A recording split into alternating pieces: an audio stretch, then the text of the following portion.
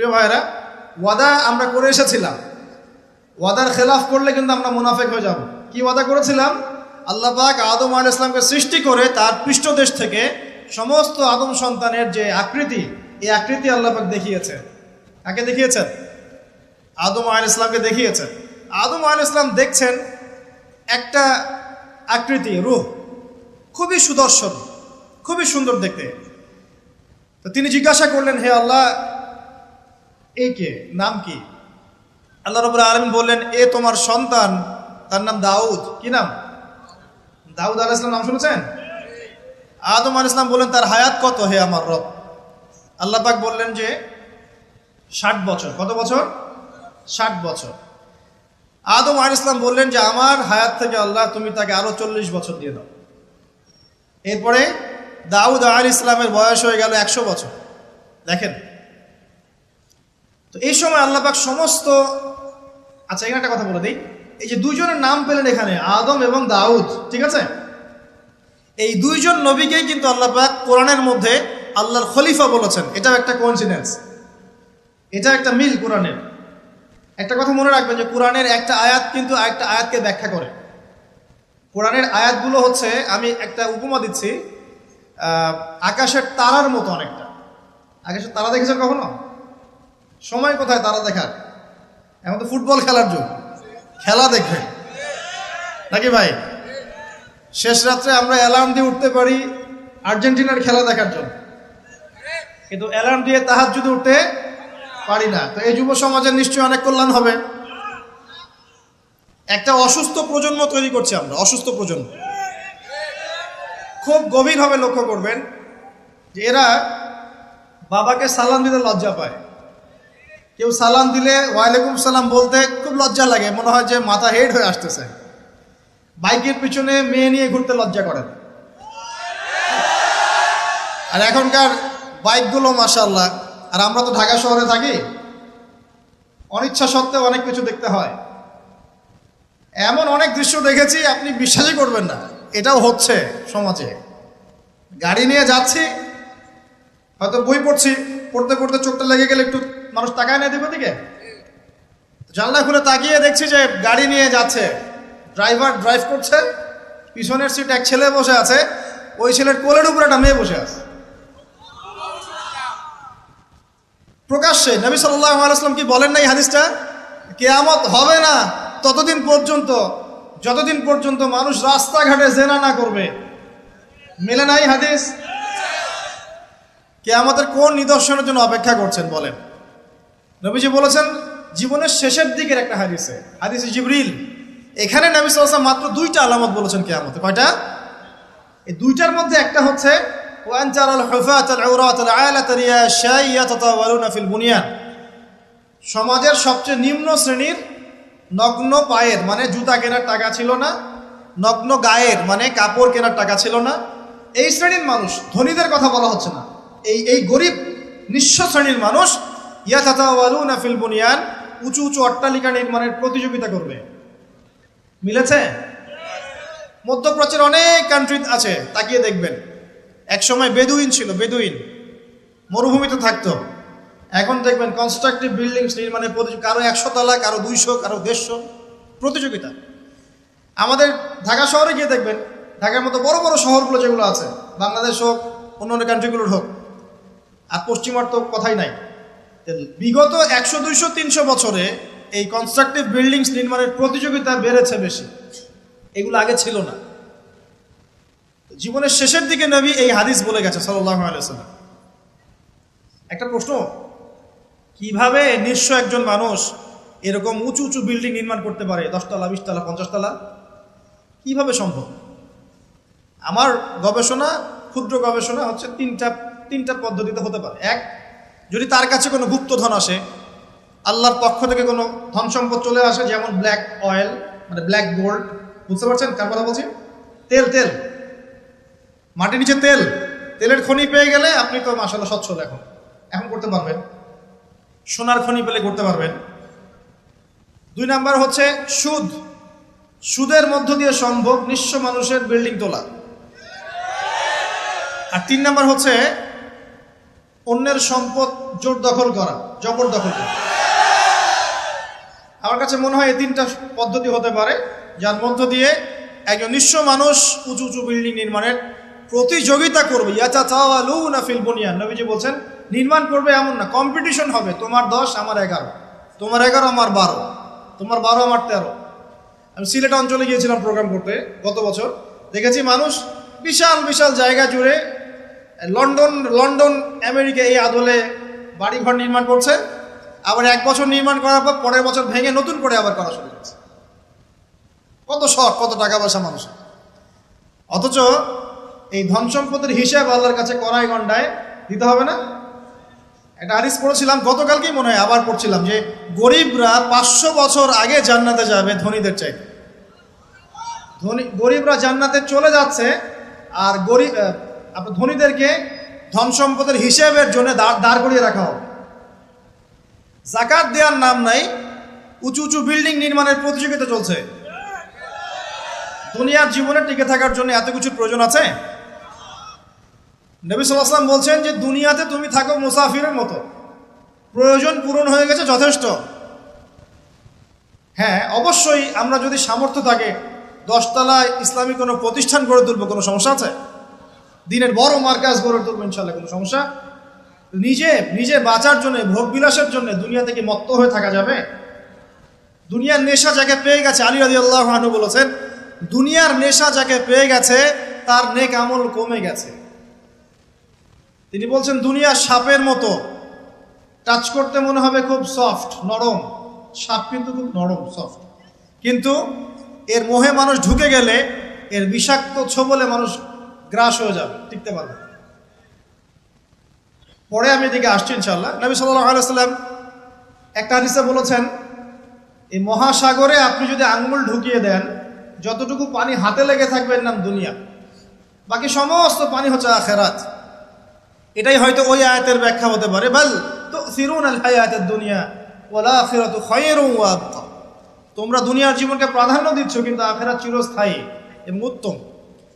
একটা হাদিসে পড়েছিলাম, নবী সাল্লাল্লাহু আলাইহি ওয়াসাল্লাম যাচ্ছেন সাহাবীদেরকে নিয়ে, রাস্তায় একটা মৃত ছাগলের বাচ্চা বা ওই বকরির বাচ্চা ছিল, মৃত। নবীজি বলছেন, এই মৃত ছাগলের বাচ্চাটা তোমরা কি 1 দিরহামের বিনিময়ে কিনতে চাও? সাহাবীরা বলছেন, বিনামূল্যে দিলেও তো কেউ নিবে না, ইয়া রাসূলুল্লাহ সাল্লাল্লাহু আলাইহি ওয়াসাল্লাম। নবী সাল্লাল্লাহু আলাইহি ওয়াসাল্লাম বলছেন যে আল্লাহর কাছে এই পুরো দুনিয়ার মূল্য এই মৃত ছাগলের সমানও নয়। নবীজি একটা হাদিসে বলেছেন সাল্লাল্লাহু আলাইহি ওয়াসাল্লাম, আল্লাহ পাকের কাছে যদি দুনিয়ার মূল্য একটা মাছির দানার পরিমাণ হতো, আল্লাহ পাক কোনো কাফের মুশরিককে 1 ঢোক পানি খেতে দিতেন না। তো দেখুন ভাইরা,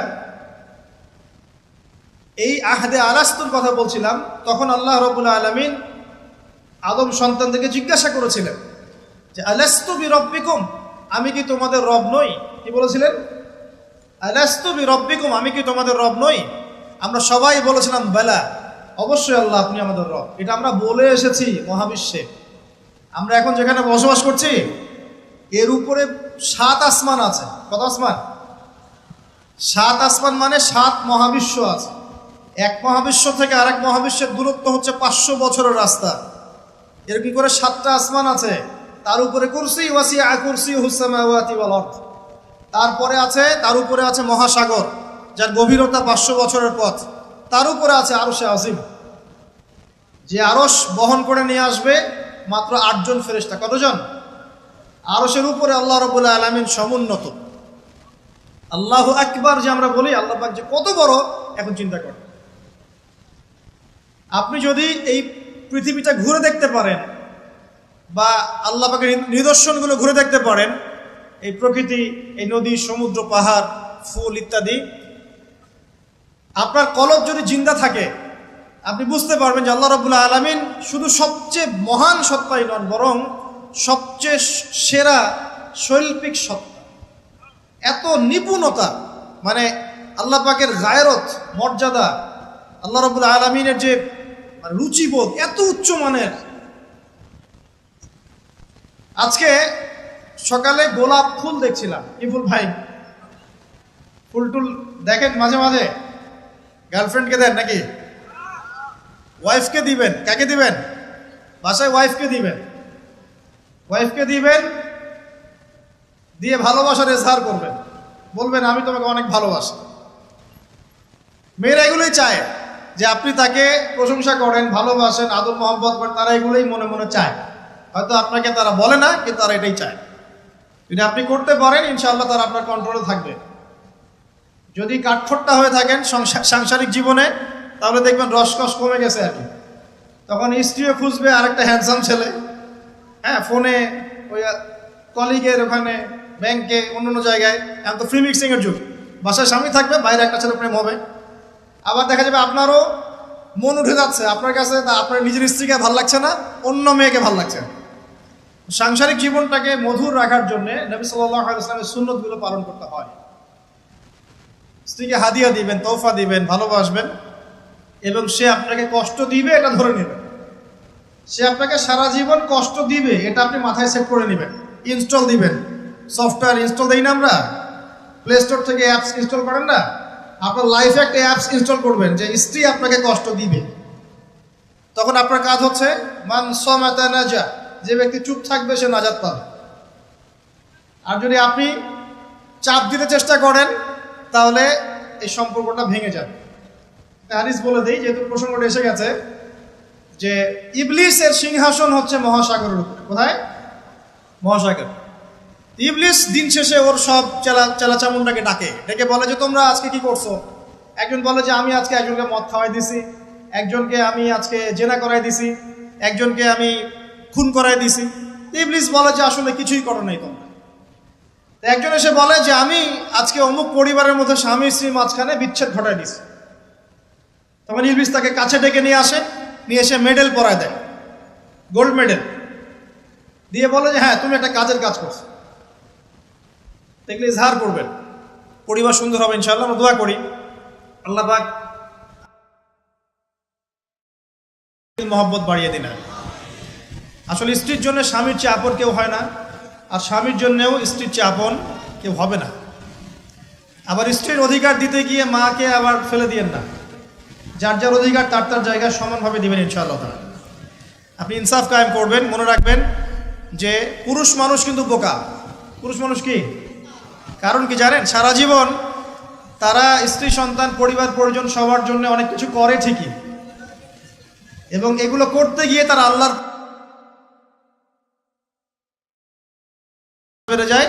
শেষ বয়সে সেই পুরুষ আবার একা হয়ে যায়। আল্লাহ রাব্বুল আলামিন আমাদের সবচেয়ে আপন সত্তা, বাকিরা আমাদের দুনিয়ার প্রয়োজন। এটা মাথায় রেখে চলতে হবে। আল্লাহ পাক তৌফিক দান করুন, আমিন। বলছিলাম এজহারের কথা। এই যে আকাশের তারার কথা বলেছি, স্ত্রীকে নিয়ে মাঝে মাঝে আকাশের তারা দেখবেন, এটা সুন্নত। স্ত্রীকে নিয়ে রাত্রেবেলা একটু হাঁটাহাঁটি করেন, গল্পগুজব করেন, সুন্নত। অনেক সুন্নত কিন্তু উঠে গেছে এখন। মাঝে মাঝে খেতে বসবেন, একটা প্লেটে খায়েন। বাসায় কি একটা প্লেট আছে? সব তো সেপারেট প্লেট। একটা প্লেট, বড় প্লেট, এরকম বড় প্লেট আছে বাসায়? প্লেট বুঝতে পারছেন কি না? থালা। এক প্লেটে খাওয়ার অভ্যাস করেন। নবী সাল্লাল্লাহু আলাইহি ওয়াসাল্লামের একটা হাদিস এমনও আসছে, আয়েশা রাদিয়াল্লাহু আনহা সম্পৃক্ত, একসাথে গোসলও করেছেন তারা। চিন্তা করা যায় এখন? একসাথে গোসলও করেছেন। আয়েশা রাদিয়াল্লাহু আনহা বলতেন যে আমার হাতের সাথে নবী সাল্লাল্লাহু আলাইহি ওয়াসাল্লামের হাত টাচ লাগতেছিল পানি নেওয়ার সময়। আমরা কারাগারি করতেছি পানি নেওয়ার সময়, কে আগে পানি নেবে? ইসলাম এর মধ্যে সব কিছুর সমাধান নাই। যদি আমরা সত্যি জানতাম যে ইসলাম কি জিনিস, আমরা কোশ্চিন গেলেও পশ্চিমাদের কাছে হাত পাততাম না। ইসলাম এমন একটা religion, complete code of life, যেখানে প্রতিটা বিষয়ের হেদায়েত আছে, এমনকি পরিবারের এই ছোট ছোট বিষয়গুলো। স্ত্রীকে মাঝে মাঝে হাতে খাইয়ে দিবেন, সুন্নত, নেকি পাবেন। সবচেয়ে উত্তম খরচ সেটা, যেটা আপনি আপনার পরিবারের পিছনে করেন। আকাশে মাঝে মাঝে তারা এবং চাঁদ দেখবেন স্ত্রীকে নিয়ে। এইখান থেকে কথা এদিকে এসেছে। কেন তারার সাথে তুলনা করছি জানেন? তারাগুলো শুধু তারাই নয়, যারা অ্যাস্ট্রোনমি সম্পর্কে কিছু পড়াশোনা করেছে তারা জানে যে এই তারাগুলোর পজিশন এত নিখুঁত যে একটা যদি সামান্য ডানে বামে সরে যায়, একটু 19-20 হয়ে যায়, মহাবিশ্বের এই মহাবিশ্বের যে মাধ্যাকর্ষণ শক্তি, অভিকর্ষ বল, এটা কলাপস করে ভেঙে পড়ে যাবে। পৃথিবী আর চাঁদের ডিস্টেন্স আছে না? চাঁদ যদি একটু পিছিয়ে যায়, হ্যাঁ, এই জোয়ার ভাটা যেটা হচ্ছে সমুদ্রে, এটার ভারসাম্য নষ্ট হয়ে যাবে। সূর্য আর পৃথিবীর একটা ডিস্টেন্স আছে না? সূর্য যদি এক ইঞ্চি সামনে চলে আসে, এক হাত সামনে চলে আসে, পৃথিবীর অর্ধেকের বেশি অংশ মরুভূমি হয়ে যাবে। আর যদি সূর্য এক হাত পিছনে চলে যায়, অল্প একটু পিছনে চলে যায়, তাহলে পৃথিবীর একটা বড় অংশ বরফে ঢেকে যাবে। কোন সত্তা এত নিপুণভাবে এগুলো সৃষ্টি করেছেন? এখন নাস্তিকরা বলছে তো আল্লাহ বলে কেউ নাই। তাদের ধারণা এগুলো এত নিপুণভাবে মহাবিশ্বটা অটোমেটিকলি হয়ে গেছে, এমনি হয়ে গেছে। মানে আবু হানিফা রাহিমাহুল্লাহ একটা ঘটনা মনে পড়লো যে নাস্তিকদের সাথে বাহাস হবে, তো তিনি নাই, সকাল থেকে তিনি আসছেন না। তো নাস্তিকরা খুব উৎফুল্ল, জিন্দিক তারা খুব উৎফুল্ল যে আজকে বাহাসে আমরা জিতে গেছি, আবু হানিফা রাহিমাহুল্লাহ তো নাই। আচ্ছা, আবু হানিফা রাহিমাহুল্লাহর আসল নাম কি বলেন দেখি? ও ওলামায়ে কেরাম কেউ বলবেন না, আমি ইয়াং জেনারেশনের দৃষ্টি আকর্ষণ করছি। বলেন। নোমান বিন সাবিত। যাক, না বলতে পারলে ধরতাম কিন্তু। কত হিজরিতে জন্মগ্রহণ করেছেন বলেন? মায়ের দেওয়া দরকার এদেরকে ধরে। কত হিজরিতে? 80 হিজরিতে। ইন্তেকাল কত হিজরি? 150। আর্জেন্টিনার স্ট্রাইকারের নাম কি বলেন? এই তো, এই হচ্ছে অবস্থা আমাদের ভাই। ব্রাজিলের স্ট্রাইকারের নাম কি? গতকালকে বাংলাদেশের ম্যাচে কে ভালো খেলেছে? সাব্বাস, আপনাদের দ্বারাই হবে ইনশাআল্লাহ। সুবহানাল্লাহ। ভাই, জ্ঞান রাখবেন না, কিন্তু ইসলামের জ্ঞান বিসর্জন দিয়ে দুনিয়ার জ্ঞান অর্জন করে কোনো লাভ নাই, বরং এগুলো আমাদের পরকালে ক্ষতির কারণ হবে। দেখুন, আল্লাহ পাক কোরআনে এই তারাগুলোর পজিশনের কসম করেছেন। কোরআনের আয়াতগুলোকে আকাশের তারার সাথে তুলনা করা হচ্ছে কেন? কারণ তারাগুলো আপনাকে পথ দেখাবে। কি দেখাবে? আপনি তারাগুলো মিলাতে পারলে ডাইরেকশন খুঁজে পাবেন। মনে করেন আপনার কাছে কোনো ঘড়ি নাই, কোনো মোবাইল ফোন, কিচ্ছু নাই, আজকে থেকে আপনি 1000 বছর আগে চলে গেছেন। এখন সমুদ্রে আপনি যাত্রা করতেছেন, আপনি দিক চিনবেন কিভাবে? কোনটা পূর্ব, কোনটা পশ্চিম? রাতের বেলা আপনি কেমনে চিনবেন কোনটা পূর্ব, কোনটা পশ্চিম, কোনটা উত্তর, কোনটা দক্ষিণ? তারা দেখে চিনতেন। কিভাবে চিনতেন? আকাশের তারা দেখে আগেকার নাবিক যারা ছিলেন, সেইলর, তারা দিক চিনতেন। এই তারাগুলোকে দিক নির্দেশক বলা হয়। ঠিক একইভাবে কোরআনের আয়াতগুলো যদি আপনি একটার সাথে একটা হারমোনিয়াসলি মিলাতে পারেন, আপনি পথ খুঁজে পাবেন ইনশাআল্লাহ। এই জন্যই বললাম যে আকাশের তারার সাথে কোরআনের আয়াতগুলোকে মেলানো, উপমা দেয়া যায়। তো এইখানে বলতে গিয়ে এসেছিলাম যে দুইজন নবীকেই কিন্তু আল্লাহ রাব্বুল আলামিন কি বলেছেন? খলিফা। আদম আলাইহিস সালামকেও খলিফা বলেছেন, দাউদ আলাইহিস সালামকে কি বলেছেন? খলিফা। এখন বলেন তো, খলিফা কাকে বলে? যে কাপড় সেলাই করে? আমাদের সমাজে বলে যে উনি খলিফা। খলিফা মানে দর্জি? খলিফা কে? এটা কে সবচেয়ে ভালো উত্তর দিতে পারবে? আমি না আল্লাহ? আমরা না আল্লাহ? আল্লাহ পাক কি বলছেন শুনুন। আল্লাহ পাক সূরা সদের মধ্যে বলছেন। কোন সূরা? সদ একটা সূরাই আছে। এই সূরার মধ্যে 24 থেকে 26 নম্বর আয়াত পড়ে দেখবেন। আল্লাহ পাক বলছেন, ইয়া দাউদ, হে দাউদ আলাইহিস সালাম, ইন্না জাআলনাকা খলিফাতান ফিল আরদ।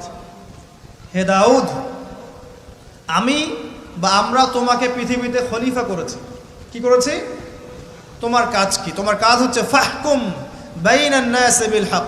তোমার কাজ হচ্ছে মানুষের মাঝে, এই যে জনসাধারণের মাঝে হকের মানদণ্ডে বিচার ফয়সালা করবে। সুবহানাল্লাহ। একজন খলিফার কাজ কি তাহলে?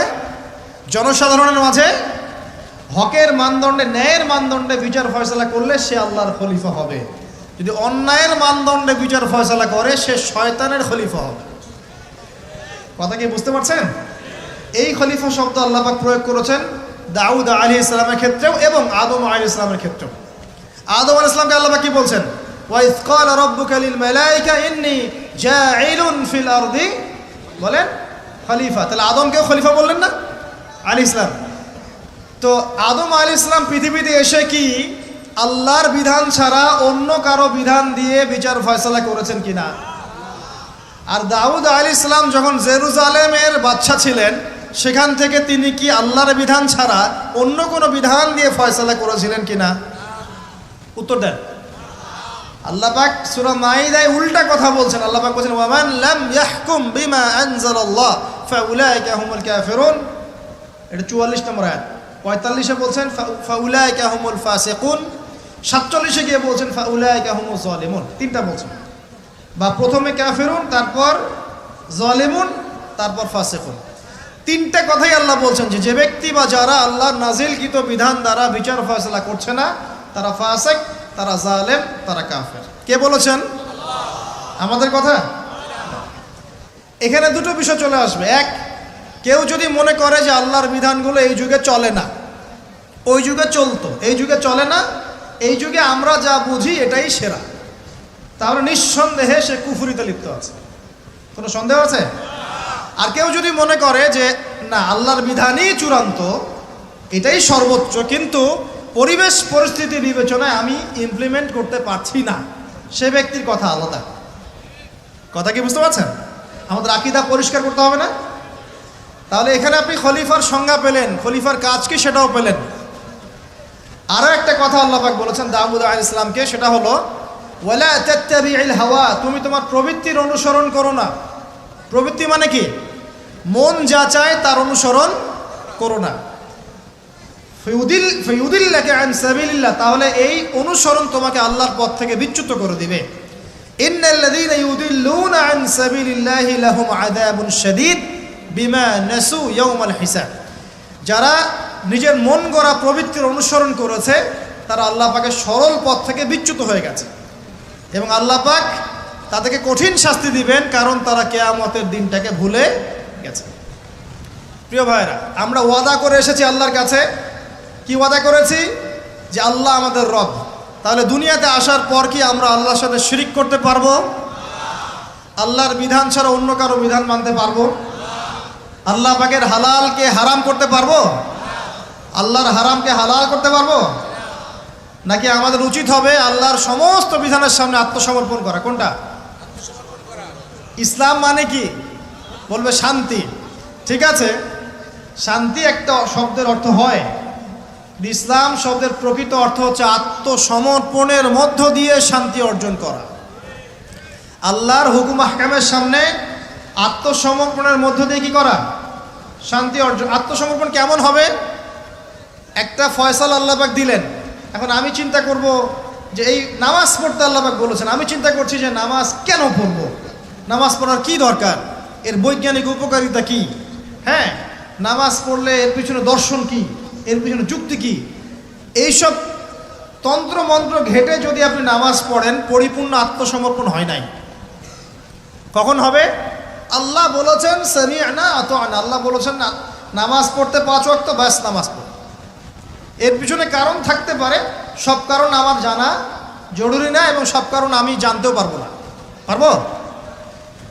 এখানে দেখেন একজন নবীর কথা বলি, যার নাম আমরা প্রথমে বলেছি আল্লাহুম্মা সাল্লি আলা মুহাম্মাদ ওয়া আলা আলি মুহাম্মাদ কামা সাল্লাইতা আলা ইব্রাহিম।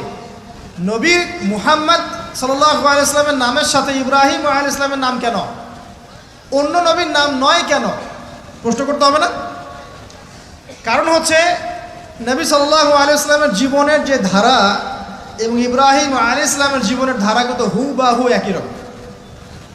শুধু নবী সাল্লাল্লাহু আলাইহি ওয়াসাল্লাম শেষে গিয়ে মক্কা থেকে পুরো জাজিরাতুল আরবে ইসলামী খিলাফা কায়েম করেছিলেন। ইব্রাহিম আলাইহিস সালাম ওই সময়টা হয়তো পান নাই, দ্যাটস অল। এখন দেখেন ইব্রাহিম আলাইহিস সালাম সম্পর্কে আল্লাহ পাক কি বলছেন? আল্লাহ পাক বলছেন ইয ক্বালা লাহু রাব্বুহু আসলিম ক্বালা আসলামতু লিরাব্বিল আলামিন। আল্লাহ পাক যখনই ইব্রাহিমকে বলেছেন আলাইহিস সালাম আত্মসমর্পণ করো, ইব্রাহিম আলাইহিস সালাম আত্মসমর্পণ করেছেন, বলেছেন আসলামতু লিরাব্বিল আলামিন, আমি জগৎসমূহের প্রতিপালকের সামনে আত্মসমর্পণ করলাম। একটা মিসাল দিচ্ছি, তার সন্তানকে জবাই করতে বলেছিলেন, মনে আছে? সন্তান বলেছিল যে ইয়া আবাতি ফাআল মা তু'মার, হে আমার আব্বা, আপনাকে যে আদেশ করা হয়েছে আপনি তাই করেন। সাতাজিদুনি ইনশাআল্লাহু মিনাস সাবিরিন, ইনশাআল্লাহ আপনি আমাকে ধৈর্যশীল পাবেন। ইব্রাহিম আলাইহিস সালাম জবাই করার আগে কি আল্লাহকে প্রশ্ন করেছিলেন যে এর পিছনে যুক্তি কি, এর পিছনে দর্শন কি, এর পিছনে বিজ্ঞান কি? নাকি আল্লাহ আদেশ করেছেন বাস করেছেন? কোনটা? আল্লাহ পাক আদেশ করেছেন, চোখ বন্ধ করে কাজ করতে গিয়েছেন। এবং এই নবীকে আল্লাহ পাক বলছেন হুয়া সাম্মাকুমুল মুসলিমিন, তিনি তোমাদের নাম দিয়েছেন মুসলিম। তাহলে প্রথম মুসলিম কে পাচ্ছি আমরা এখানে? প্রথম সারির মুসলিম কে পাচ্ছে? ইব্রাহিম আলাইহিস সালাম, যিনি আল্লাহ আদেশ আসলেই বাস্তবায়ন করতে চলে যান। এর নাম প্রকৃত মুসলিম, আত্মসমর্পণ করা। আমরা কি সব কিছুর সামনে আত্মসমর্পণ করতে পারছি? যদি পারতাম তাহলে ইবাদত বন্দেগীর জীবনে পাক্কা মুসল্লি হয়ে অর্থনৈতিক জীবনে পাক্কা সুদখোর কেন হচ্ছে? আমরা নামাজ পড়ি না? নামাজ 5 ওয়াক্ত করি মাশাআল্লাহ, কিন্তু ব্যবসা করতে গিয়ে মাপে কম কেন দেই? ব্যবসা করতে গিয়ে আমি মজুদদারি কেন করি? আমি অন্যকে কেন ঠকাই?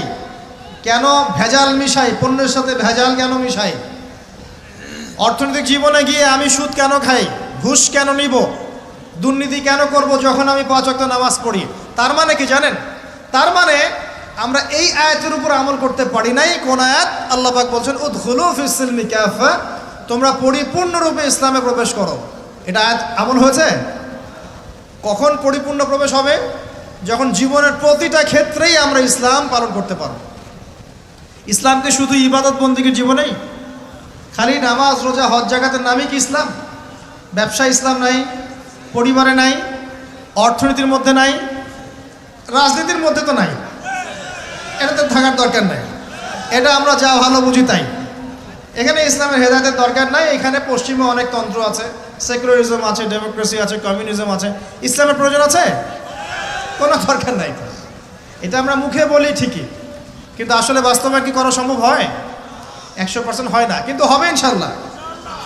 কবে হবে? যখন ইমামুল মাহদি আসবেন ইনশাআল্লাহ। কবে হবে? যখন ঈসা ইবনে মারইয়ামকে আল্লাহ আবার পাঠাবেন ইনশাআল্লাহ, তখন হবে। আমি একটা ভবিষ্যৎবাণী বলে যাই, এটা আমার ভবিষ্যৎবাণী না। কে বলেছেন? রাসূলুল্লাহ সাল্লাল্লাহু আলাইহি ওয়াসাল্লাম। কিয়ামত হবে না যতক্ষণ পর্যন্ত না ঈসা ইবনে মারইয়ামকে আল্লাহ পাক পাঠাচ্ছেন এবং তিনি একজন ন্যায়পরায়ণ শাসক হবেন, যিনি 40 বছর এই বিশ্বে ন্যায় বা শান্তি প্রতিষ্ঠা করবেন। কে বলেছেন এটা? মুহাম্মদ সাল্লাল্লাহু আলাইহি ওয়াসাল্লাম। কোথা থেকে শাসন পরিচালনা করবেন? বাংলাদেশ থেকে? উত্তর না। কোথা থেকে? যেই জায়গাটার মানে আমাদের মালিকানার জায়গা, সেখান থেকে আমাদের মুসলিম ভাই বোনদেরকে আজকে নির্মম নির্যাতন করে বের করে দিয়েছে না, ওই জেরুজালেম থেকে ইনশাআল্লাহ তাআলা তিনি সারা বিশ্বে ইসলাম প্রতিষ্ঠা করবেন ইনশাআল্লাহ। বিশ্বাস করেন? এটা সত্য কথা। এখনকার অবস্থা থেকে বোঝা যায়। এখন তো মনে হচ্ছে ইসলামের সাথে বিশ্বের শাসনের সাথে মুসলিমদের কোনো সম্পর্কই নেই, তাই মনে হয় না? কিন্তু এমনটা থাকবে না ইনশাআল্লাহ। বিশ্বাস করেন, এমনটা থাকবে না। হয়তো আমি অপদার্থ একজন মানুষ, আমি অপদার্থ, হয়তো আমরা অনেকে অপদার্থ, আমাদের দ্বারা হচ্ছে না, কিন্তু আল্লাহ পাক এমন একটা প্রজন্ম নিয়ে আসবেন ইনশাআল্লাহ, যারা আল্লাহ পাকের জমিনে আল্লাহর দিনটা প্রতিষ্ঠা করবে ইনশাআল্লাহ। দিন পালন আর প্রতিষ্ঠা এক জিনিস নয়। প্রতিষ্ঠা মানে হচ্ছে কাঁচা পাকা সমস্ত বাড়ির মধ্যে কালিমা লা ইলাহা ইল্লাল্লাহ প্রবেশ করবে ইনশাআল্লাহ। এমনটাও হাদিসে এসেছে, একটা কাঁচা বাড়ি বাদ থাকবে না, একটা পাকা বাড়িও বাদ থাকবে না যেখানে আল্লাহ পাক তাওহীদের কালিমা লা ইলাহা ইল্লাল্লাহ প্রবেশ করাবেন না। আমরা কি ইসলামের এই বিজয় চাই? সত্যি চাই তো? তাহলে আজকে অ্যালার্ম দিব আর রাত্রেবেলা খেলা দেখতে উঠে যাবো ইনশাআল্লাহ, নাকি ভাই? এই বিজয় চাইলে কি লাগবে আমাদের? আমরা পশ্চিমা সংস্কৃতি অনুসরণ করব, ওদের মতো করে তেলাপোকা ছাড় দিব নাকি? তেলাপোকা ছাড় বোঝেন নাকি? মাথায় মনে হয় কিছু কিছু ইঁদুর আর তেলাপোকা ছেড়ে দিয়েছে, চেটে চেটে চুলগুলো এগুলো থেকে নাই করে দিয়েছে, সামনে এখানে একটু চুল আছে মাত্র। তেলাপোকা ছাড় যুব সমাজ করছে না? কাপড় চোপড়, পোশাক পরিচ্ছদ, তামাদ্দুন, তাহজিব সব কিছু পশ্চিমাদের থেকে নেওয়া হচ্ছে না? সংস্কৃতি নেওয়া হচ্ছে না আজে বাজে? সুদ সুদ ঘুষের সংস্কৃতি চলছে না? অশ্লীলতা পর্নোগ্রাফি চলছে না? বেলাল্লাপনা বেহায়াপনা চলছে না? বেপরদামি চলছে না? তো এগুলো করতে থাকলে কি আমরা সেই বিজয়ী জাতি হতে পারবো কি না? আমার খোলা একটা প্রশ্ন আপনার কাছে, আমি তো আপনাকে কিছু চাপাই দিতে পারবো না, পারবো? একজন দায়ী বা একজন আলেম বা যে মুআল্লিম, তার কাজ কতটুকু? এতটুকু, এই 2 লাইন, ফাযাক্কির, তুমি উপদেশ দিবে, ইন্নামা আনতা মুযাক্কির, তুমি উপদেশ দাতা, লাস্তা আলাইহিম বিমুসাইতির, তুমি মানুষের উপরে দারোগা নও। আমরা কি দারোগা? শুধু প্রচার করা। যে ব্যক্তি রিসিভ করবে, কবুল করে নেবে, আল্লাহ তাকে দুনিয়াতেও সম্মানিত করবে ইনশাআল্লাহ, পরকালেও করবে ইনশাআল্লাহ। যারা করবে না তাদের ফয়সালা আল্লাহর কাছে, লাকুম দীনুকুম ওয়ালিয়া দিন, যার যার দিন তার তার কাছে, যার যার কবর তার তার কাছে, দ্যাটস অল। প্রিয় ভাইরা, বিজয় চাইলে কিছু কাজ আছে, করবেন ইনশাআল্লাহ। আল্লাহ তৌফিক দান করুন। তওবা করেন, জীবনে যত পাপ করেছেন এই পাপগুলোর কাছে খাতায় লিখবেন যে আমি এই পাপ জীবনে করেছি। মনে করেন, নিজের সাথে অনেস্ট হবেন, আয়নার সামনে দাঁড়াবেন, চোখ বন্ধ করে রাত্রেবেলা শুয়ে চিন্তা করবেন যে আমার তো বয়স হয়ে গেল 30, 40, 50, সারা জীবনে কি কি বড় বড় পাপগুলো করেছি। চিন্তা করে দেখবেন আপনি খুঁজে পাবেন। আমি দোয়া করি যে আপনি খুঁজে না পান, কিন্তু পাবেন ইনশাআল্লাহ। আপনি বহু নামাজ আপনি পড়েন নাই, কাজা করেছেন, বহু রোজা আপনি রাখেন নাই, যাকাত ফরজ হয়েছে সেই কবে আপনি দেন নাই, হ্যাঁ হজ ফরজ হয়ে গেছে কবে করছেন না, করেন নাই, বোনের সম্পত্তি দেন নাই, প্রতিবেশীর সম্পত্তি মেরে খেয়েছেন। কোনো কোনো ক্ষেত্রে দেখা যেতে পারে, এটাও হতে পারে এমনটাও যে আপনি জনগণের সম্পদও মেরে খেয়েছেন, এমন হতে পারে আপনি করাপশনে ছিলেন, হতে পারে জেনা করেছেন, মদ খেয়েছেন, ইত্যাদি ইত্যাদি, সুদ খেয়েছেন। অনেস্টলি খাতায় লিখেন, লেখার পরে শেষ রাত্রে উঠে চোখের পানি ছেড়ে দিয়ে আল্লাহর কাছে 2 রাকাত নামাজ পড়ে বলেন, আল্লাহুম্মা আনতা রব্বি লা ইলাহা ইল্লা আনতা খালাকতানি আনা আবদুক ওয়া আনা আলা আহদিক ওয়া ওয়া'দিকা মাস্তাতা'ত আউযু বিকা মিন শাররি মা সানা'ত আবুউ লাক বিনি'মাতিকা আলাই ওয়া আবুউ বিযানবি ফাগফিরলি ফাইন্নাহু লা ইয়াগফিরু যুনুবা ইল্লা আনতা। এটা সাইয়্যিদুল ইস্তিগফার, ইস্তিগফারের সর্দার। যে ব্যক্তি সকালে পড়বে, রাত্রের আগে যদি মারা যায় জান্নাতি, রাত্রে পড়বে সকালের আগে মারা গেলে জান্নাতি। হিসনুল মুসলিম বইয়ের মধ্যে আছে। কোন বই? হিসনুল মুসলিম। তোমরা যে ফোন সারাদিন চালাও, ভালো কিছু অ্যাপস ডাউনলোড করো। হিসনুল মুসলিম একটা অ্যাপসও আছে, ডাউনলোড করে দেখো, সব দোয়া কালামগুলো এখানে দেয়া আছে না? আচ্ছা, এটা যদি না পড়েন এতটুকু বলবেন, আস্তাগফিরুল্লাহাল্লাযী লা ইলাহা ইল্লা হুয়াল হাইয়ুল কাইয়্যুম ওয়া আতুবু ইলাইহি। চোখের পানি ছেড়ে দিয়ে পাপ থেকে তওবা করে আগে ফিরে আসতে হবে। এটা কাজ নাম্বার 1। এটা কত নম্বর কাজ? 1 নম্বর কাজ। কারণ আমরা জানি না যে আমরা কে কতদিন বাঁচবো, জানি? কিন্তু মানুষের চলাফেরা দেখলে মনে হয় যে মানুষ জানে। হ্যাঁ, যুবকদেরকে বলবেন যে দিন শিখতে আসছো না কেন, বলবে যে শেষ বয়সে শিখবো ইনশাআল্লাহ। আর একটা কমন প্রশ্ন আছে, কমন উত্তর আছে ওদের, নামাজে আসো ভাই, প্যান্ট নষ্ট ভাই। তো তোমার বিষয়টা কি এতই দুর্বল যে প্যান্ট বারবার নষ্ট হয়ে যায়? এত দুর্বলতা থাকলে তো সমস্যা, তখন তো বৈবাহিক জীবনেও তুমি হ্যাপি হতে পারবা না। আর এই দুর্বলতার কারণ কি জানো? পর্নোগ্রাফি। পর্নোগ্রাফির মধ্য দিয়ে গোপন পাপ, তাই না ভাই? এই যুগে এইসব পাপ থেকে বেঁচে থাকা খুবই ডিফিকাল্ট। কিন্তু বিশ্বাস করেন, এই কথাটা শোনেন, যদি কোনো ব্যক্তি, যুবক, স্পেশালি যুবক যার যৌবনের তাড়না আছে, এই যুবক যদি পবিত্র জীবন যাপন করতে পারে, আল্লাহ পাক ওই যুবককে দেখে অবাক হয়ে যান। এবং কেউ যদি প্রকাশ্য গোপন জেনা থেকে বেঁচে থাকতে পারে, সাক্ষাৎ মৃত্যুর হাত থেকে আল্লাহ তাকে বাঁচাতে পারেন।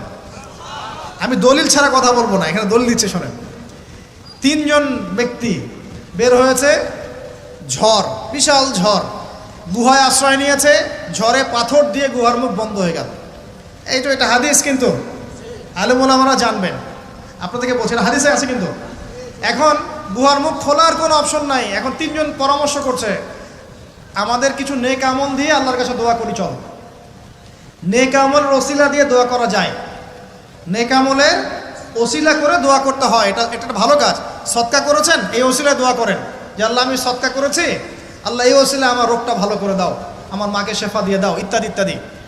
আর আমরা সদকা করলে আগে নাম লিখাই, অমুক সাহেব 5000, অমুক 1000, অমুক 200। আরে ভাই, সদকা করলাম তো আল্লাহর জন্য, মানুষকে জানানোর কি দরকার আছে? এই লৌকিকতা ত্যাগ করতে হবে না? নবীজি একটা হাদিসে বলেছেন, দাজ্জালের ফিতনার চাইতেও আমি এই উম্মতের উপর একটা ফিতনাকে নিয়ে ভয় করি, সেটা হলো রিয়া বা গোপন পাপ, গোপন শিরক। রিয়া বা গোপন শিরক মানে মানুষ অন্যকে দেখানোর জন্য আমল করবে, করি না আমরা এটা? যখন মৌসুম আসবে তখন বলবে যে আমরা মুসলিমদের সাথেই আছি, আপনার রায়টা আমার পক্ষে দিয়েন, ঠিক আছে? তখন মৌসুম শেষ, ভুলে যাবে মানুষ মানুষকে। শোনেন, একজন দোয়া করছে, আল্লাহ আমার বৃদ্ধ পিতামাতা ছিল, তাদেরকে দুধ পান না করে আমি দুধ পান করতাম না, আমার সন্তানদেরকেও পান করাতাম না, এই আমলটা আল্লাহ যদি তোমার কাছে কবুল হয়, আল্লাহ তুমি আজকে এই পাথরটা সরিয়ে দাও। পাথরটা একটু সরে গেল। সুবহানাল্লাহ। পাথর আল্লাহর হুকুম শোনে না? শোনে না? আগুন আল্লাহর হুকুম শোনে নাই? ইব্রাহিম আলাইহিস সালামকে ফেলা হচ্ছে, আল্লাহ পাক বললেন না, ইয়া নার কুনি বারদান ওয়া সালামান আলা ইব্রাহিম, আগুন ঠান্ডা হয়ে যায়নি? এই প্রকৃতি আল্লাহর কথা শোনে। দুইটা মাখলুক আল্লাহর কথা খালি শোনে না। দুইটা মাখলুক আছে আল্লাহর কথা শোনে না। এক নাম্বার হচ্ছে মানুষ, আর দুই নাম্বার কি? জিন। আর এই জন্য এই দুই শ্রেণীর ব্যাপারে আল্লাহ পাক বলেছেন, ওয়ালাকাদ যারানা লি জাহান্নামা কাসীরাম মিনাল জিন্নি ওয়াল ইনস, আমি জাহান্নাম পরিপূর্ণ করব প্রচুর মানুষ আর জিন দ্বারা। নাউযুবিল্লাহ। আগে মনে করতাম, যখন বয়সটা আরো কম ছিল, যে আল্লাহ পাক মানুষকে কিভাবে জাহান্নামে দিতে পারবেন, আল্লাহ পাক গফুর রহিম। এখন বুঝতে পারছি পরিবেশ দেখে, এই বিশ্ব বৈশ্বিক প্রেক্ষাপট দেখে, গবেষণা করে, পড়াশোনা করে, যে জাহান্নামে যাওয়ার উপযুক্ত যদি কোনো প্রাণী থেকে থাকে সেটা হচ্ছে মানুষ। জানেন, জাহান্নামে যাওয়ার যদি উপযুক্ত কোনো প্রাণী এই মহাবিশ্বে থাকে সেটা হচ্ছে মানুষ। এই জন্য আল্লাহ রসুল একটা হাদিসে বলেছেন, 1999 জন মানুষ যাবে জাহান্নামে। বলেন নাউযুবিল্লাহ। আবার এমনও হাদিস আছে যে বিনা হিসেবে 70,000 মানুষ যাবে জান্নাতে। কোনো হিসাব নাই, বিনা হিসাবে জান্নাতে। আবার একটা হাদিসে আসছে প্রত্যেক হাজারের সাথে 70,000 করে। সাহাবীরা খুশি হয়ে গেলেন যখন তারা জানলেন যে বেশিরভাগ জান্নাতি হবে উম্মতে মুহাম্মাদের। সুবহানাল্লাহ। উম্মতে মুহাম্মাদের জান্নাতে যাওয়ার একটা হাদিস বলে দেব, একটা হাদিসের উপর আমল করতে পারবেন? মেরাজের রাতে নবী সাল্লাল্লাহু আলাইহি ওয়াসাল্লামকে আল্লাহ পাক ওয়াদা করেছেন, হে মুহাম্মদ সাল্লাল্লাহু আলাইহি ওয়াসাল্লাম, তোমার উম্মতের মধ্যে যে কোনো ব্যক্তি যদি শিরিক না করে মারা যায়, আকাশ জমিন সমান পাপ থাকলেও আমি আল্লাহ তার সামনে আসমান জমিন সমান ক্ষমা নিয়ে হাজির হব। শিরিক না করে মারা গেলেই জান্নাতে যাবে ইনশাআল্লাহ। যদি সে চুরিও করে, জেনাও করে, ইনশাআল্লাহ আল্লাহ পাক হয়তো শাস্তি দিয়ে তাকে মাফ করে দিবেন। মৃত্যুর যন্ত্রণায় অনেক গুনাহ মাফ হয়ে যাবে ইনশাআল্লাহ। কবরের আযাবে অনেক পাপ মাফ হয়ে যাবে ইনশাআল্লাহ। আবার হাসরের মাঠেও মানুষ দাঁড়ায় থাকবে 50,000 বছর, এই কষ্টেই অনেক গুনাহ মাফ হয়ে যাবে ইনশাআল্লাহ। আল্লাহ পাক তার রহমতের চাদরে ঢেকে নেবেন, ইনশাআল্লাহ গুনাহ মাফ হবে। শিরকের পাপে যাওয়া যাবে না, আল্লাহ তৌফিক দান করুন। আর একজন ব্যক্তি বলছে, আল্লাহ একজন কৃতদাস ছিল আমার, সেই কৃতদাসকে সেই কৃতদাস আমার কাছে কিছু টাকা পেত। কি পেত? তো সেই টাকা দিয়ে আমি গবাদি পশু কিনেছিলাম। এই গবাদি পশু অনেক বংশবৃদ্ধি হয়েছে। অনেক দিন পর সে এসে বলছে আমার টাকা দাও। তা আমি বলেছিলাম সব এই গবাদি পশু তোমার, সব নিয়ে যাও। সে বলছিল যে আমার সাথে ঠাট্টা মশকরা করছে নাকি? তখন সেই ব্যক্তি বলছে, না ঠাট্টা করছি না, তোমার টাকা থেকে কিনেছিলাম, এর বংশবৃদ্ধি হয়েছে, সবই তোমার, তুমি নিয়ে যাও। তিনি বলছেন, আল্লাহ এই দানটা যদি তোমার কাছে পছন্দ হয়ে থাকে, আল্লাহ আজকে এই মুখটা তুমি সরিয়ে দাও, পাথরটা সরিয়ে দাও। পাথর একটু সরে গেল। আরেকজন ব্যক্তি যার কথা আমি আপনাকে বলছি, এই যে গোপন পাপ, জেনা, free mixing, girlfriend boyfriend culture, এই সংস্কৃতির মধ্যে যারা আছেন তাদের জন্য এই লাইনটুকু। এই ব্যক্তি বলছেন, হে আল্লাহ আমার একজন চাচাতো বোন ছিল। কে ছিল? কাজিন, চাচাতো বোন। সে খুবই সুন্দরী ছিল, মাশাআল্লাহ। আল্লাহ পাক মেয়েদেরকে চমৎকার সৌন্দর্য দিয়ে সৃষ্টি করেছেন, করেন নাই?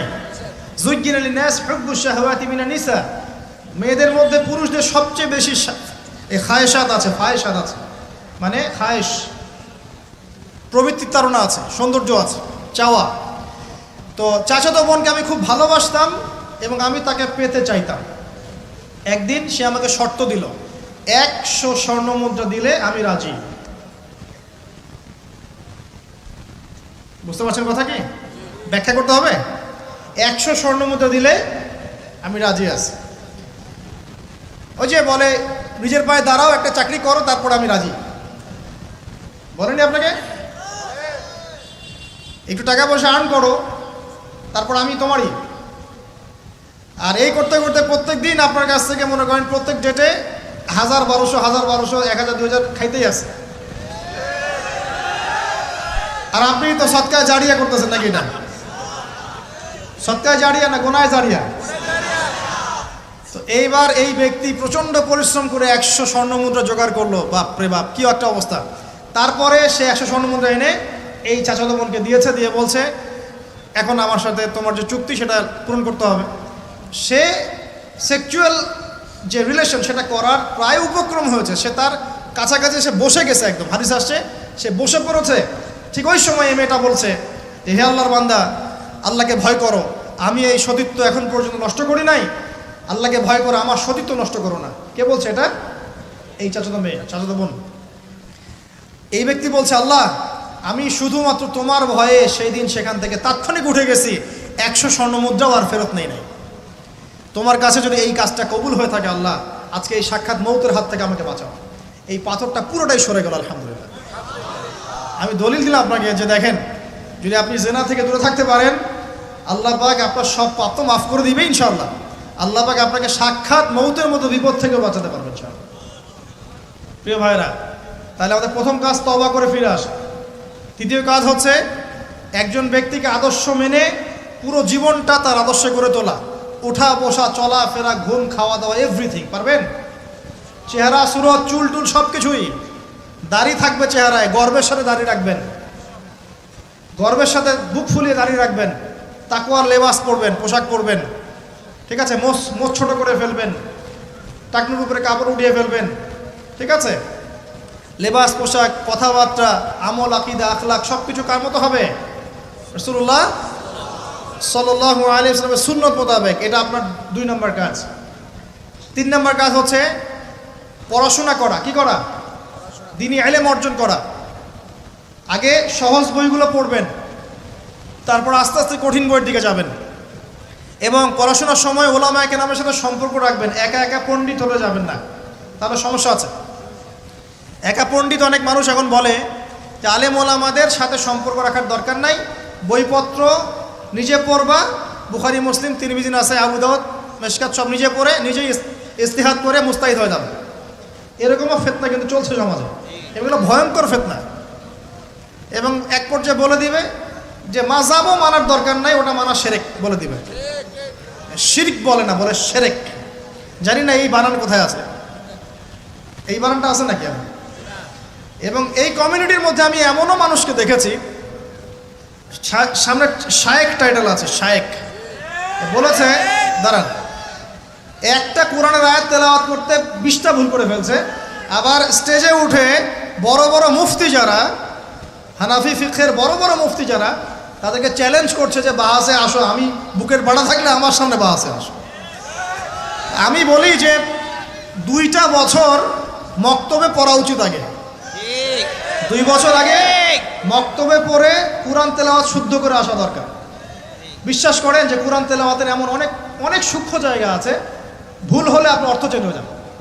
এই যে আলহামদুলিল্লাহ বলছেন না, আলহামদুলিল্লাহি রাব্বিল আলামিন, আলহামদুর হায়ের মাখরাজ কোথায়?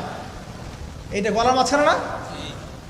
আর যদি আপনি বলেন আলহামদুলিল্লাহ, আলহামদুলিল্লাহি রাব্বিল আলামিন, অর্থ পরিবর্তন হয়। আলহামদু, আলহামদু অর্থ হচ্ছে সমস্ত প্রশংসা লিল্লাহি, আল্লাহর জন্যে, রব্বিল আলামিন, যে জগৎসমূহের যিনি প্রতিপালক।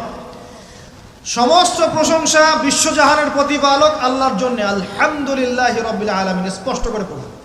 আর আপনি পড়ছেন আলহামদুলিল্লাহি রাব্বিল আলামিন, সমস্ত নিন্দা বিশ্বজাহানের প্রতিপালক আল্লাহর জন্য। একটা হায়ের কারণে চেঞ্জ হয়ে গেছে। পড়ছেন মনে করেন যে কুল ইয়া আইয়ুহাল কাফিরুন, হে কাফেররা, লা আ'বুদু মা তা'বুদুন, লা আ'বুদু মা তা'বুদুন। লা মানে না, এখানে আ'বুদু আমি ইবাদত করি, মা জার, তা'বুদুন তোমরা ইবাদত করো। বুঝতে পারছেন কি? Basic Arabic grammar. আমি তার ইবাদত করি না যার ইবাদত তোমরা করো, কাফেরদেরকে বলছি আমরা। কিন্তু যদি আপনি এভাবে পড়েন, কুল ইয়া আইয়ুহাল কাফিরুন লা আ'বুদু মা তা'বুদুন, অর্থ কি হবে জানেন?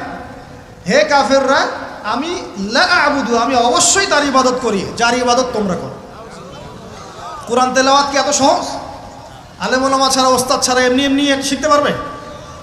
আর কোরআন তেলাওয়াতও করতে পারছে না, স্টেজে উঠে মানুষকে চ্যালেঞ্জ করছে, অমুক মুফতি, সব মুফতিকে ডাকো আমার সামনে বসাও, বুকের বাড়া থাকলে আমার সামনে বসাও। আর সামনে কিছু মানুষ বসে আবার সুবহানাল্লাহ করতেছে, ঠিকও বলতেছে। মানে কোন কমিউনিটি আর কোন শায়েখ তাহলে বুঝে ফেলান। আবার এমনও আছে শায়েখ মাশাআল্লাহ, খালি মুখ দিয়ে যদি বলেন যে আমরা আল্লাহর জমিনে আল্লাহর দ্বীনের প্রচার প্রসার প্রতিষ্ঠা চাই, ইসলাম প্রতিষ্ঠা লাভ করেছে দাওয়াতের মধ্য দিয়ে এবং জিহাদ ফিসাবিল্লাহর মধ্য দিয়ে, এই জিহাদ শব্দ উচ্চারণ করলেই আপনাকে খারিজি ট্যাগ লাগাই দিয়ে দিবে। জিহাদ মানে যে নিরপরাধ মানুষকে হত্যা করা নয়, এই ব্যাখ্যা আমরা জানি না, এই ব্যাখ্যা মুসলিমরা বোঝে না। কোরআন এবং হাদিসে কোনো জায়গায় আছে নিরপরাধ মানুষকে হত্যা করতে হবে? কিন্তু যখন সারা বিশ্বের পশ্চিমারা মুসলিম কান্ট্রিদের উপর আগ্রাসন চালাবে, মুসলিমরা কি কলা চুষবে বসে বসে, আঙ্গুল চুষবে? তখন তারা যদি প্রতিবাদ করে, ওরা খারাজি হয়ে যাবে? নেক্সট শুরুতে ধোকা থেকে বেঁচে থাকবে যে মুসলিম সমাজের ভিতরে ঢুকেই মুসলিম সমাজের ক্ষতি করার চেষ্টা করতেছে। খুব সাবধান থাকবেন। এই জন্য প্রিয় ভাইরা, হকপন্থী উলামায়ে কেরামদের সংস্পর্শে থাকবেন, দেখবেন ইনশাআল্লাহ আপনাকে তারা বিভ্রান্ত করতে পারবেন ইনশাআল্লাহ। আমি কারো নাম মেনশন করছি না, কারণ সঙ্গত কারণ আছে, বুঝতে পারছেন। এটা কয় নাম্বার? 3 নাম্বার। এক কি বলেছে? তওবা করে ফিরে আসতে হবে দিনের বিজয় চাইলে। 2 নাম্বার কি? আমল বাড়াবেন, নবী সাল্লাল্লাহু আলাইহি ওয়াসাল্লামের সুন্নত ফলো করবেন। 3 নাম্বার পড়াশোনা করবেন, আলেম ওলামার সাথে সম্পর্ক রাখবেন। আর 2-3টা বলছি জাস্ট। 4 নাম্বার হচ্ছে পরিবারের আদর্শ হবে জান্নাতি পরিবার। সারা দুনিয়া গারদ হয়ে যায় যাক, আপনার পরিবারটা ঠিক থাকতে হবে। পারবেন? পরিবারের কর্তা হবে ইব্রাহিমের মতো আলাইহিস সালাম, পরিবারের ছেলেগুলো হবে সব ইসমাইলের মতো আলাইহিস সালাম, পরিবারের মায়েরা এবং বোনেরা হতে হবে হাজারা এবং সারা আলাইহিস সালামের মতো। পারবেন ইনশাআল্লাহ? আল্লাহ কবুল করুন। আমাদের বাচ্চা কাচ্চাদেরকে মানুষ করে যাবেন, ছোটবেলা থেকে ওদের মধ্যে ইসলামের বীজ ঢুকিয়ে দিবেন। আমি বলছি না তারা ডক্টর হবে না, ইঞ্জিনিয়ার হবে না, এগুলো আমি বলছি না, অ্যাটলিস্ট আমি এগুলো বলবো না। তারা অবশ্যই বড় বড় পোস্টে যাবে, পলিটিশিয়ান হবে, ইকোনমিস্ট হবে, ডক্টর ইঞ্জিনিয়ার সব হবে, কিন্তু ভিত্তিটা দিতে হবে কিসের? কোরআন সুন্নাহর। দেখবেন ইনশাআল্লাহ তারা বড় হয়ে ওদের দ্বারা দেশ এবং জাতির খেদমত হবে ইনশাআল্লাহ। আর 2টো বলে শেষ করে দিই। এক হচ্ছে রিজিক হালাল হতে হবে। কি হতে হবে? হারাম রিজিকে যাবেন না, ভুল করে ওয়াদা করেন। কোনোদিনও হারাম রিজিকে যাবেন না, আল্লাহ পাক তৌফিক দান করুন। আর সবশেষ কথা হচ্ছে সৎ কাজের আদেশ এবং অসৎ কাজের নিষেধ সবাইকে করতে হবে, শুধুমাত্র আলেম ওলামার একার দায়িত্ব না, এটা সবাইকে দায়িত্ব পালন করতে হবে ইনশাআল্লাহ। যার যার ক্ষেত্র থেকে করবেন। বাল্লিগু আন্নি ওয়ালাউ আয়া, একটা আয়াত জানলেও প্রচার করবেন ইনশাআল্লাহ। আল্লাহ পাকের দিনটা প্রচার হবে ইনশাআল্লাহ, প্রতিষ্ঠা লাভ করব। তখন আমরা মুসলিম হব, মুমিন হব, মুনাফিক হব না। যে ব্যক্তি কথা বললেই মিথ্যা বলে, ওয়াদা করলে কি করে? খেলাফ করে। আর আমানত রাখা হলে কি করে? খেয়ানত করে।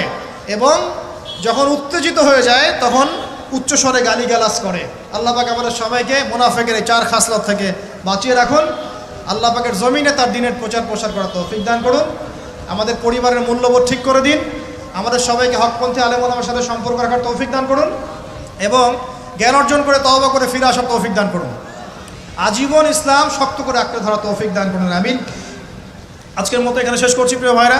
সুবহানাকাল্লাহুম্মা ওয়া বিহামদিকা আশহাদু আল্লা ইলাহা ইল্লা আনতা আস্তাগফিরুকা ওয়া আতুবু